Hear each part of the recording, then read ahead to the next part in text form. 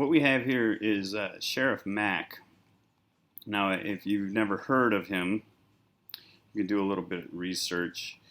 And he was a sheriff that is big time constitutional rights for citizens and stuff, right? He believes that the sheriff is the highest governmental authority in his county. And what happened is I called this guy, or better yet, I called this place, CSPOA,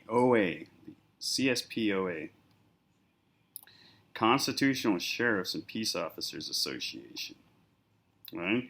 Protect and serve, typically that's, but these individuals uphold and defend. I guess they're talking about defending the Constitution, which is insane because I got public records for Montgomery County Sheriff's Office that claim me, and I seen where people are talking and saying that I'm rambling and babbling about the Constitution, and then they go on and say that I'm 1096. I'm delusional, right? And so their understanding of the I don't know, it is a big joke, is what it is. However, this guy, right? I've done some research, and he has tons of YouTube videos. He's got books. We'll go through some of the books. Are You a David? Meaning David versus Goliath, right? And it's volume 2. I didn't know. I didn't even know that these books existed. I did find him via Richard Mack, The Magic of Gun, and I found him interested. You can go down through, right? And he's a former. He's retired. So now he runs that institution or that association. So what I did was I called the association to see if he could help me. And here is what his suggestion was. Well, first off, let me just state that I find it ironic that he sued the federal government and won, right? And by listening to it is so long and there's so much detail, and quite frankly, 9 times out of 10, most people don't even have the brain power or the capability to stay in the saddle as far as all this stuff goes. So I am just going to go and put his name out there, and I called him, and I called his society, his association, and he picked up the phone. He picked up the phone, which surprised the crap out of me.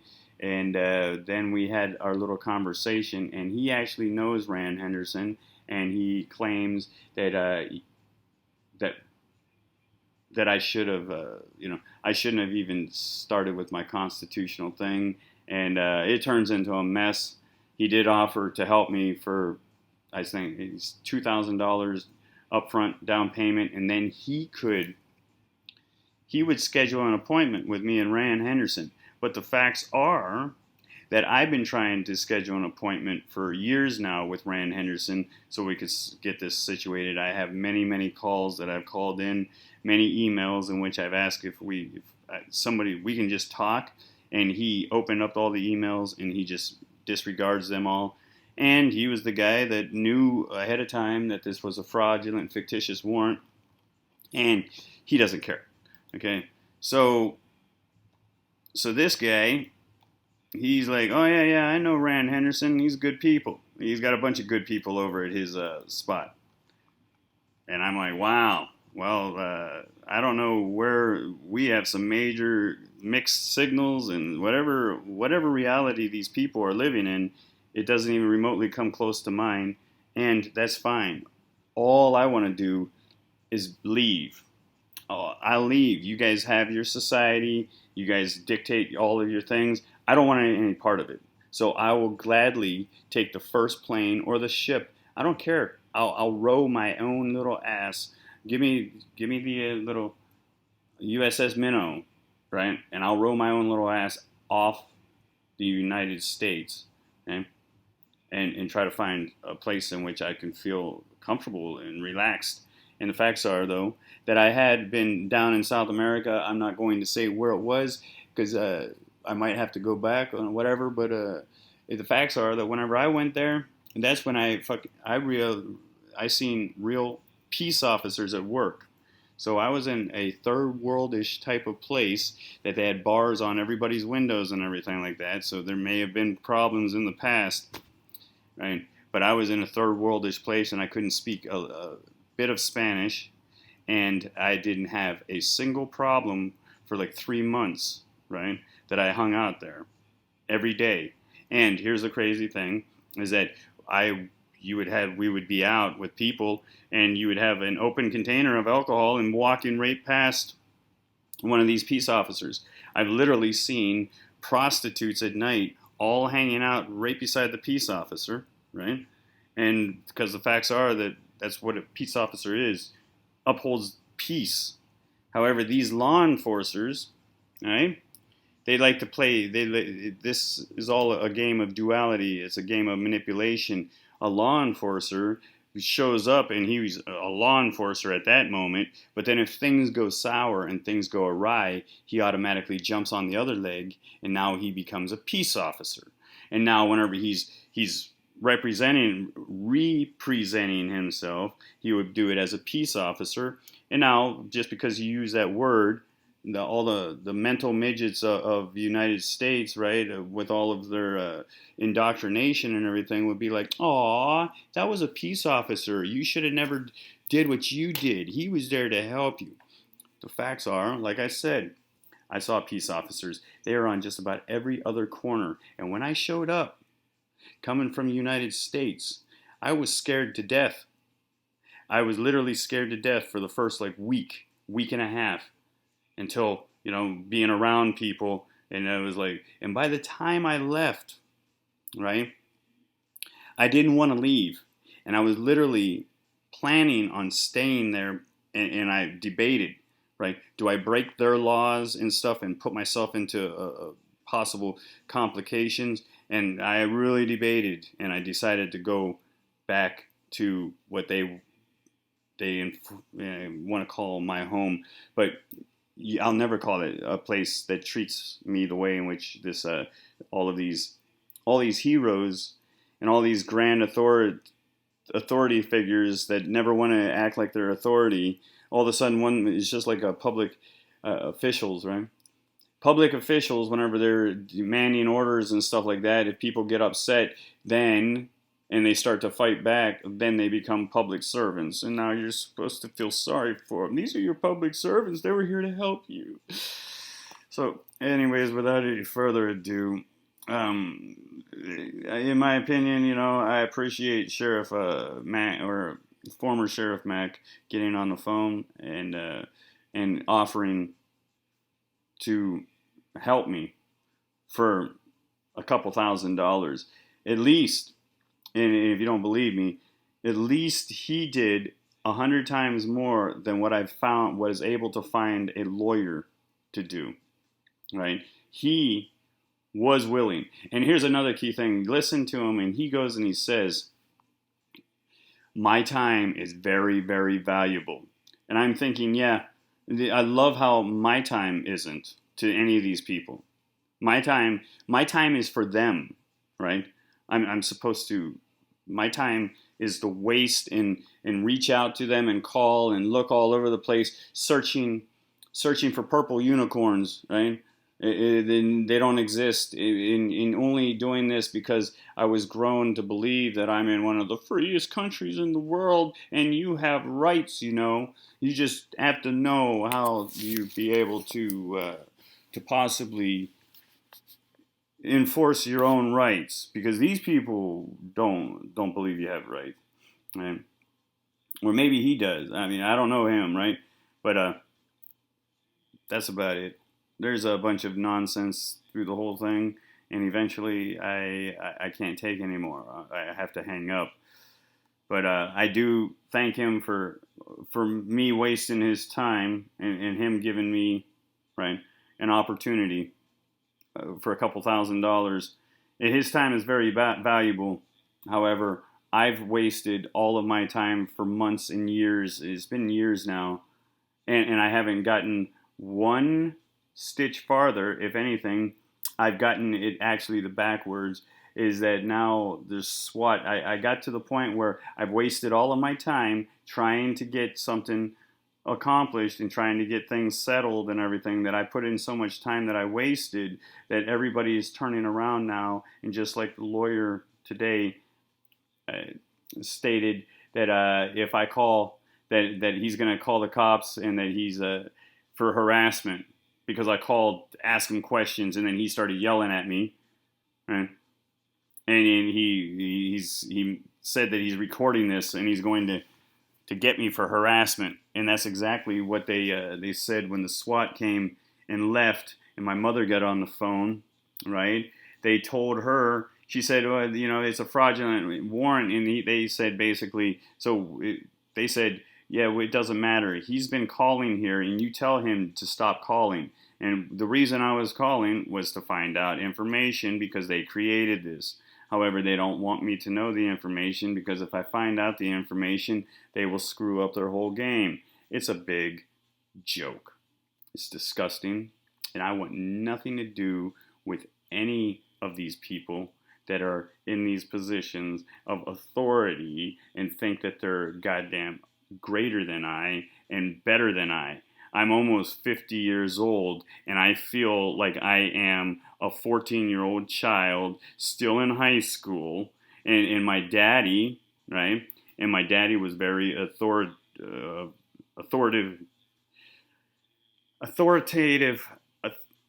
individual, very, demanding. He was like a drill sergeant, and I still have my daddy, right? Is still in charge of everything in every aspect of my life, and I'm just a warm body, flesh and blood, an idiot that has to show up to sign them over, because they like to try to act like this is a form of slavery. It's a form of slavery. It's called voluntary servitude. Right? You abolish slavery, and if you're smart, you abolish slavery and you make it voluntary servitude, right? And then now you may just make it so every single thing that you do, you have to voluntarily enter into their contracts, their adhesion contracts, where they compel you to do everything in order, right?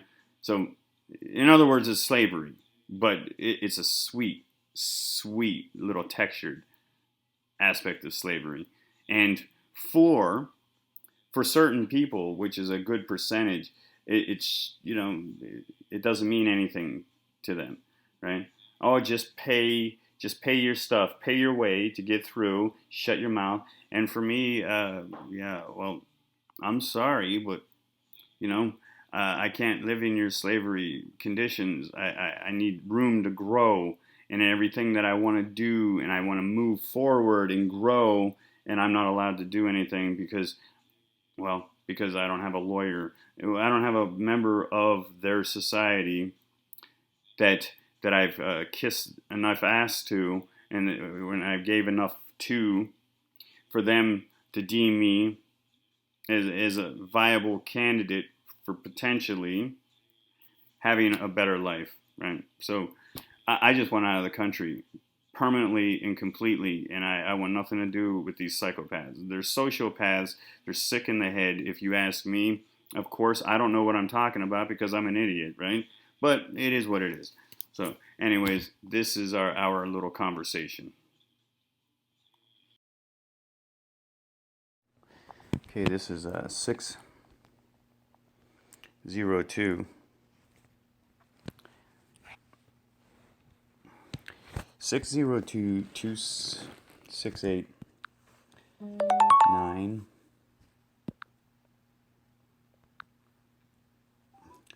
268, and this is in Arizona. It's 9:31. It's July the 10th, 2020.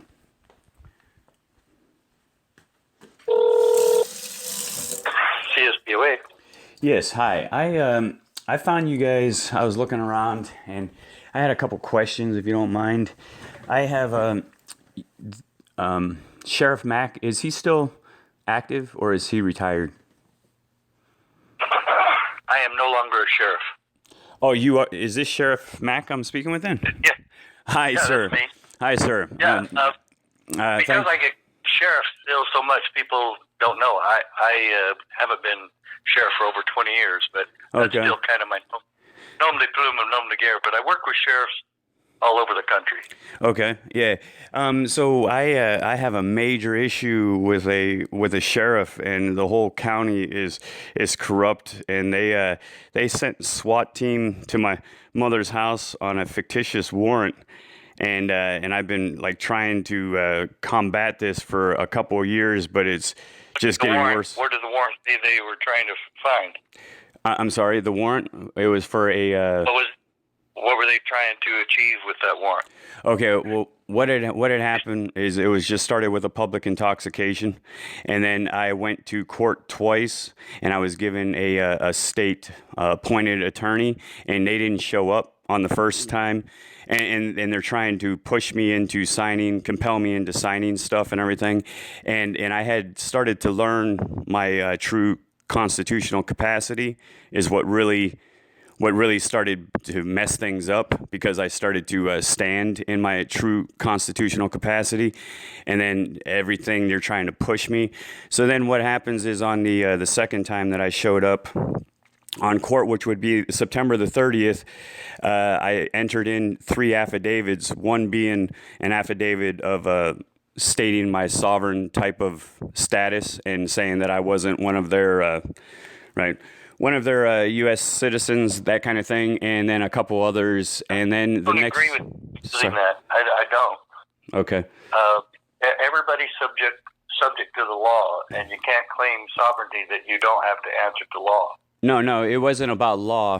It's about their little public policies. I know people that do this, and whoever teaches you to do that is teaching you a way to get in more trouble and to get to jail. Okay. You can't make that claim, and I preach against that. Yes, I preach that the sheriffs will enforce the Constitution and protect your individual liberty. Okay. But I even agree that people should not have to have a driver's license. I'm against that philosophically, but I'm not against it pragmatically, because it's not the hill to die on. Yeah. And I have very good friends and even an uncle who was in my jail because he refused to submit to having a driver's license. And I even told him I would release him because he was there as a political prisoner. And he said, no, he didn't want to get me in trouble. And he knew that's what would happen. And he's right. If I make exceptions for my uncle or even friends or anybody who doesn't agree with that, then I'm going to lose my job. And then they get somebody else in there who's going to totally not follow the Constitution. Yeah. The deal is try to work with sheriffs and deputies and people and get them educated. And obviously, your sheriff and your sheriff's office need some education, and that's what I do. And it's a simple process. It's a very simple process. It goes like this. I swear an oath to uphold and defend the Constitution, which presupposes that I should know and study and understand the Constitution, and then I enforce that, and I defend that, and I make sure that all my deputies are doing the same thing. I did that as sheriff. I even ran the EPA and Army Corps of Engineers out of town and threatened to arrest them if they stayed there and interfered with what we were doing to fix a bridge. And so several sheriffs across the country have done the same thing, and every time we do is 100%. But if citizens want the sheriff to go to the extreme and protect you because you say you're sovereign and that you don't have to answer to everything that everybody else answers to, then it's not going to work. Yeah. And some of your technical claims might be correct. But to go into court, and I went to a court with an Amish farmer who did these same things, and all it did was piss off the judge. And he said, I do not consent to this. I'm a sovereign, and you don't have jurisdiction over me. And to say the courts in your area don't have jurisdiction over you is, one, I don't think it's totally correct, but two, it's always going to tick off a judge. Okay. And there's other ways to get them to follow the Constitution than to claim individual sovereignty. Yeah. I think I don't know who ultimately are you following on that. Oh, okay. Well, here's what the problem is. No. Answer my question. Well, I'm not sure what you mean. Who am I following? Who gave you the information, and whose books or whose website or whose teachings are you following when you did that? I just amassed a bunch of, like, there was no specific one. It was just doing a bunch of research, and in finding actual older case laws and stuff that actually claim all of this stuff. However, it's all been transformed, especially in 9/11, right? Because that was the next takeover, right? So there was a bankruptcy in 33. Right, and then that in 33 they started to start this process where everybody, when you're born, you become a citizen, and you're kind of you're obligated to the debt, and so now, right, and so then whenever Bush took over, they did the second one, and then they started to remove even more rights and stuff. And so when I'm saying that I'm a sovereign, and the worst part is that I'm using that word, that terminology, because in my opinion, it stirs up a lot of problems. I'm not saying that I'm sovereign in the capacity of like a royalty or anything. What I was trying to do, and I see now after, and I would change that the wording. But what I'm trying to do is just have them acknowledge the fact that I am a man, right? And a man, and whenever they show up, I have no problem. And if they want to ask me some questions, I got no problem with being polite. But they believe, right, that I am their property, right? So for an example, no, I never did, and I never saw any or public official make that claim. Okay, well, this is what happened with me. It's true, and they'll be happy to acknowledge that you're a man. They'll also be happy to acknowledge that it makes no difference if your name is all capitalized. They're not going to worry about that either. What they're going to worry about is the charges against you, and if you've committed any crimes, and that's a public intoxication is the charge against me. And then what? I told you the publicity of it. And if you want to ask them and challenge them on upholding and defending the Constitution and your God-given rights, I go for that. That's what we train. Yeah. You want to see our. For my example, what had happened was I was only like seven houses down. I was walking my dog, right, and then I had a few. There was a guy that was getting all beefy with me, kind of, right, and so we had a few words exchanged, and then a girl got into the middle of it and called 911. They showed up, and I turned around and I was walking home, and they were like, "What's going on?" And I said, "Nothing. Am I under arrest?" They said, "No," and I said, "Okay, well then I'm going to go. And they said, "No, you're going to stay right there." And then they started saying, "Hey, you've been drinking," right? And I'm like, that's really none of your business, right? I'm not going to sit here and contract into if the minute I said yes. So then I said, "Hey, I just want to go home." So I turn around. You didn't have to ask questions. You're right. You didn't have to talk to him, and you were right to say, yeah. "Well, I'm not under arrest. I'm going." So this, you were within your right to do that. This is my mentality of sovereignty, because the facts are that before I even knew any of this stuff, I would be bound. Yeah. I would be bound down, and it's the law. Yeah. Your constitutional rights.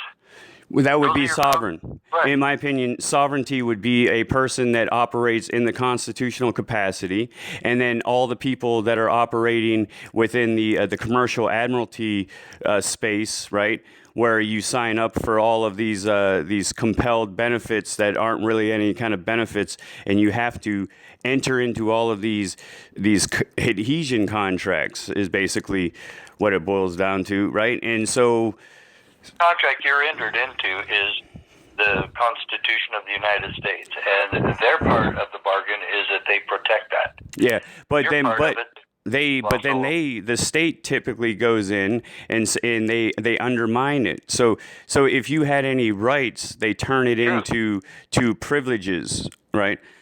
So that was the whole key to so what I've learned. So why did your mom's? Why did they send a SWAT team to your mom's house? Yeah. Okay. So I go to court, right? Okay. First off, what happens is the cop, the Montgomery County sheriffs in Texas, they're well known all over here that they're really corrupt, right? Liars and everything. So I turn around to walk away, and he jumps on my back, slams me to the ground, right? Punches me 3 times in the right temple, and starts yelling, "Stop resisting arrest," right? And so then my mom walks down because she sees the lights and everything, and he hands over all. I tell him to hand over all of my belongings, and he does, or at least she thinks he does, but he keeps my car keys with house keys. He keeps that for some reason, and $2 in cash. And then they turn that $2 and convert that into one of their debit cards, and they do that with all of the money you take, and then those debit cards that they converted into have all of these fees attached, like maintenance fees, and if you want to know how much money, and if you're taking out money. So basically, they just took your money. If you had $500 in cash, they take it, and then when you leave, they give you this card, and now you have all these fees attached, right? So then what happens is whenever I get into jail, they lock my hands and my feet down, and then they make me piss my pants like 3 different times for about 12 hours while I was in the holding cell.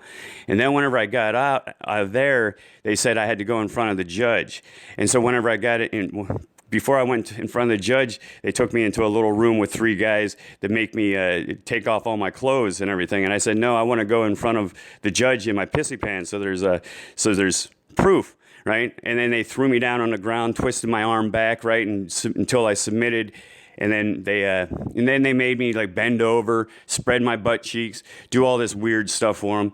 Okay, well then we get there, and then they kept me in jail. So whenever I showed up and they started asking me all these questions, I said, I just was told that I had a right to remain silent, right? So they're doing a psychological profiling is what they're doing. And I said, I don't want to answer any of these questions, right? And so then because I wouldn't answer that, they take me back into a room, they strip me back down again, and then they give me this little suicide watch type of thing. And so I'm butt naked, freezing my ass off, and then they stick me back into a cold cell, right, that I'm sitting on this silver. This was all for like a public intoxication, and this public intoxication, I wasn't like that intoxicated where I was staggering and everything. I was out walking my dog, and I was only 7 houses down. And all right. Okay. So I get it. You were abused by and you're talking about the Montgomery County Sheriff. Yeah. Well, the sheriff's office, right? But here's the thing: is that I have No. I don't need to hear anymore. I got your deal. Okay. Well, this is they what we SWAT do. teamed. The SWAT team. We're not. Hang on. Will you listen? Yes. You told me. I thought it was to listen. Yes, I am. It's just this really important for me. I'm an expert in all of this. Yeah. Okay? Okay. I was a sheriff for 8 years. I was in law enforcement 20 years. Yeah, I got a lot of respect for you. We train sheriffs all across this country not to do this. The Montgomery County Sheriff is somebody I know very well. Who's that? Rand? Rand yes. Henderson? Okay. And so if you want to go have a meeting with him and me, that could probably be arranged. Okay. And your complaint could be heard. However, that is not what our organization does. I understand. Okay? Yeah. I can't, but I have done that from time to time because I'm trying to train sheriffs, and I still need to go out and train his entire office on the proper role of law enforcement. And if I could tell you some of my stories. No, I'm not done yet. Yeah, I'm not done yet. Sorry. So my proposal to you is, if you want me to review your case, we charge for that. Okay. Okay. I charge for that.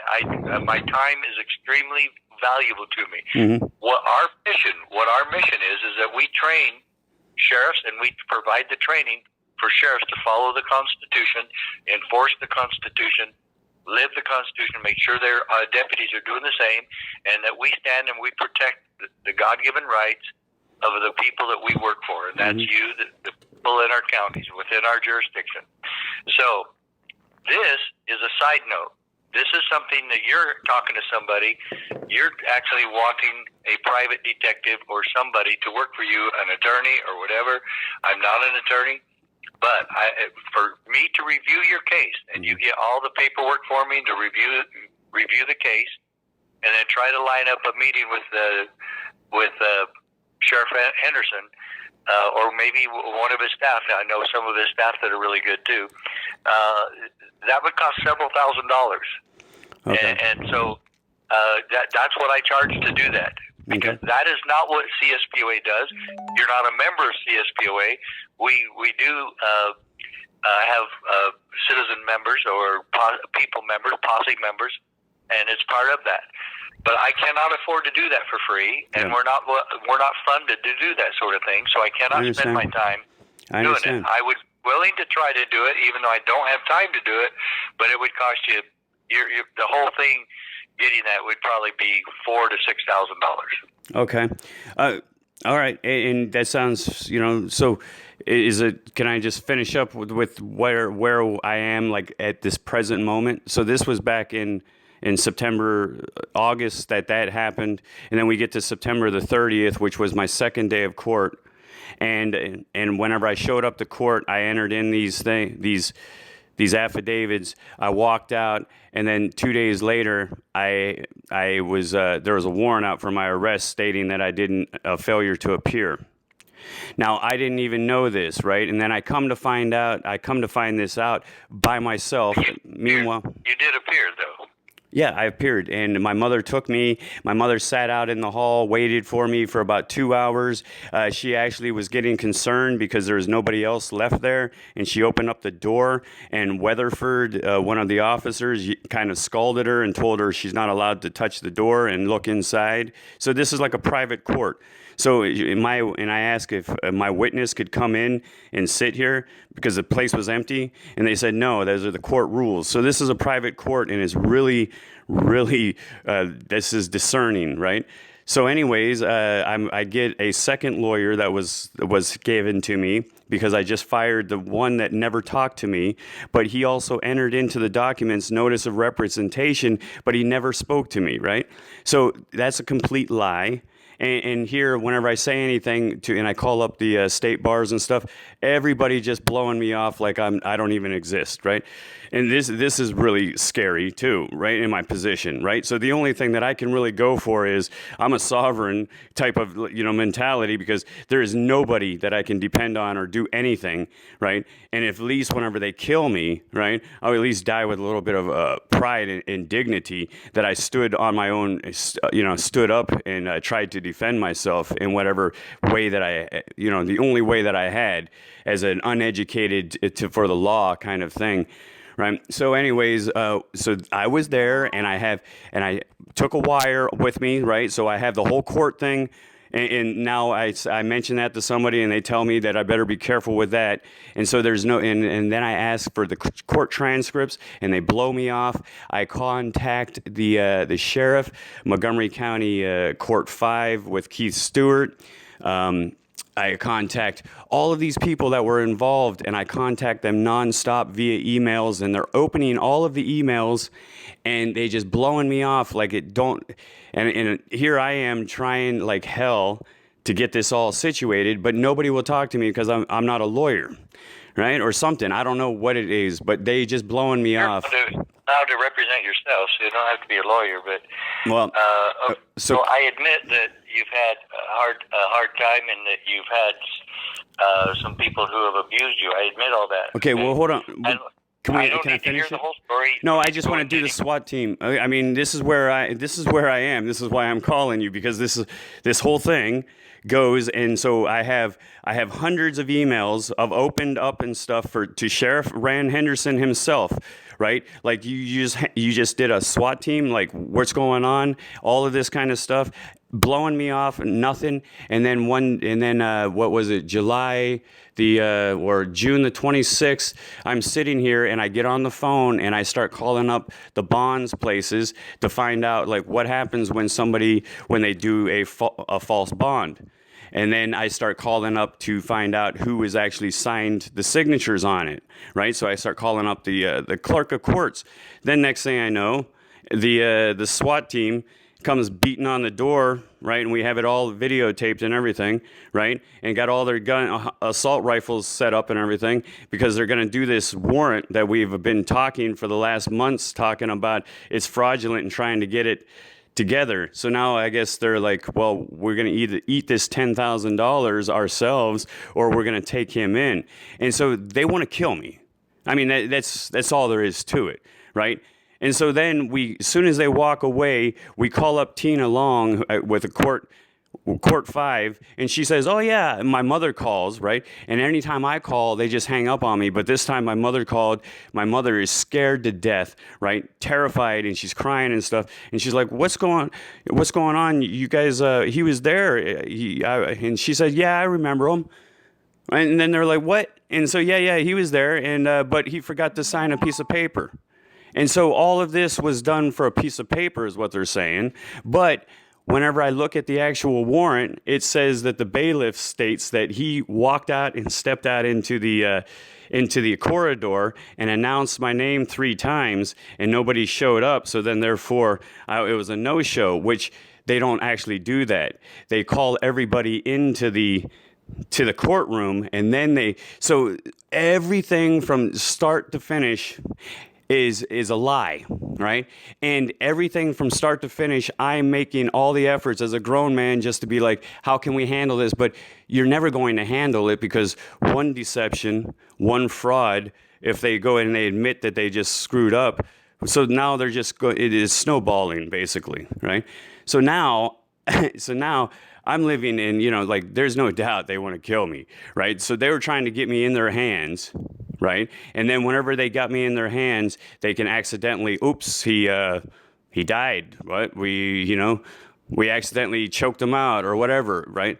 So they're just trying to kill me. There is no doubt about it. In every way, I've been. Well, I don't believe that. I don't believe that. Okay. If they wanted you dead. Oh well, here's another thing that happened right before that was there's a guy right across the street that I barely ever talked to and everything, and I was talking to him one night. He came knocking on the door about maybe 2 or 3 weeks before this, and he came knocking on the door, and I walked outside and everything, and he smashed me in the face with a baseball bat or something, right? And so my mom, I come walking in, stumbling in, right?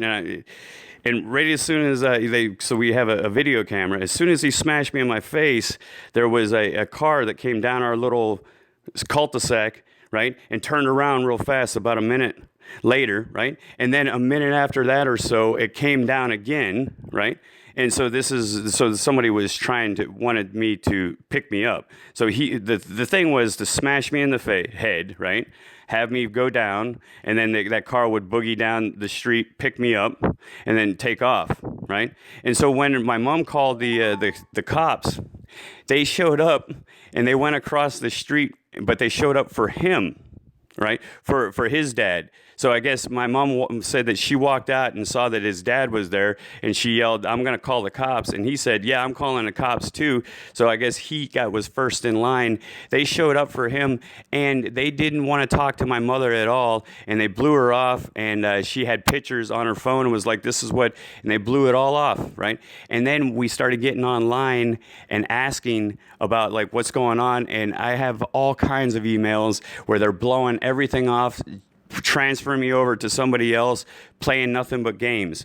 And so Sergeant Alvarez, right, whenever this happened, right, so that was their first attempt to try to kill me, right? And then that didn't work, right? And they just wanted to remove me. That didn't work. And so then this next attempt was to try to scare me out of the house, right, with all of their guns and everything to get me into their custody, and then they could have done whatever they wanted to do. And here's a fact that if I did accidentally die in their custody, it happens all over the country. Everybody's like, oops, no big deal, nothing, right? So, so yeah, so I don't really know, but what I was doing was calling because we got perjury. Everybody there lied on the thing on the warrant. So you want me to go? What did you hope to get from me? Well, I was kind of I didn't know that you were actually, I was amazed that you actually answered. So I was just calling because there's a few aspects that I was wondering, like what I know is that this is insane, is that if I call anybody, you're the only person that has ever actually listened. All of these people, all that work for the state, everybody that I've called for years and years, they just blow me off and hang up. So I was just wondering if I could actually talk to somebody who's real, that seems that he actually has a heart in this kind of thing. So I thought I would get you, and as far as what you could do, that's what I was kind of wondering. And you did say that you could investigate into it, $4,000 or whatever you mentioned. And if that's what it takes, if I can, I just want this thing to be gone and out of my life. I've spent years, and now my mother is also involved, right, with this, and she doesn't even want to leave the house herself.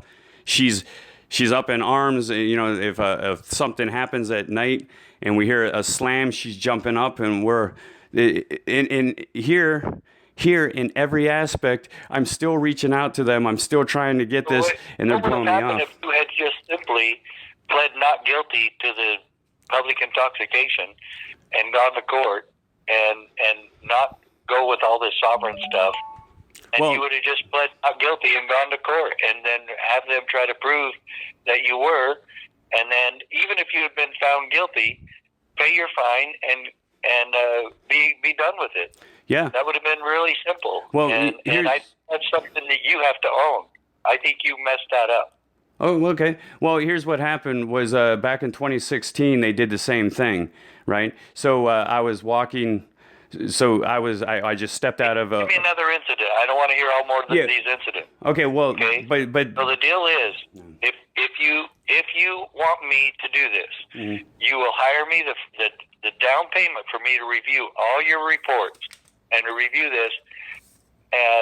The down payment for that is $2,000. Okay. And then I will review all the reports. I will tell you what's up with them, and then I will arrange a meeting with you, me, and Henderson. Okay.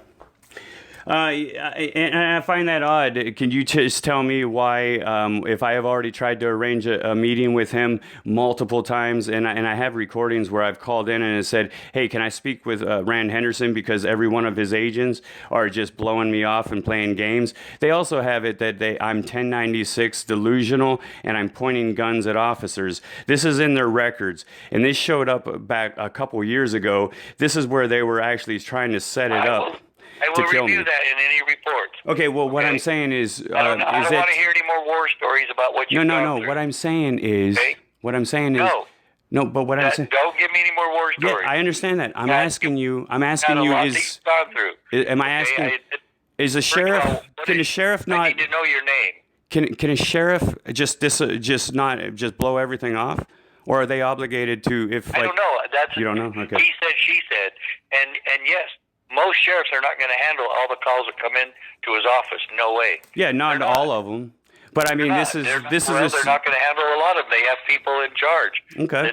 That are in charge of that sort of thing. So complaints from the citizens. Okay. So I'm not going to play what if. Sir, I'm not trying to. You want me to do that? This is no. Listen. No, I don't. I'm sorry. I don't want to hear your story. Sir, okay, I'm sorry. I'm sorry. Okay. We'll end this. Sir, stop, please. Can we stop, please? I'm going to hang up. Okay. I'm sorry that I called you. Thank you for your time, and I'm sorry. Okay. So thanks. Bye bye.